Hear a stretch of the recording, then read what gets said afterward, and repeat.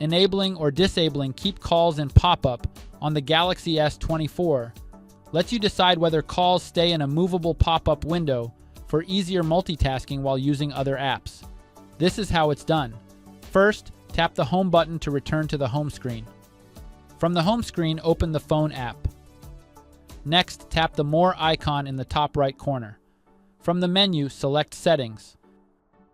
In the Call Settings section, scroll down and tap on Call Display while using apps. Here, you'll see options for how calls are displayed. Select Small Pop-Up or Mini Pop-Up to use this feature.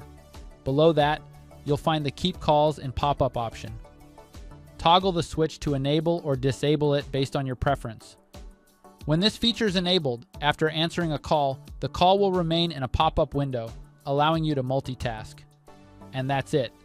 Now you know how to manage calls in pop-up mode on your Galaxy S24. Thank you for watching. Don't forget to like this video and subscribe to our channel for more helpful tutorials.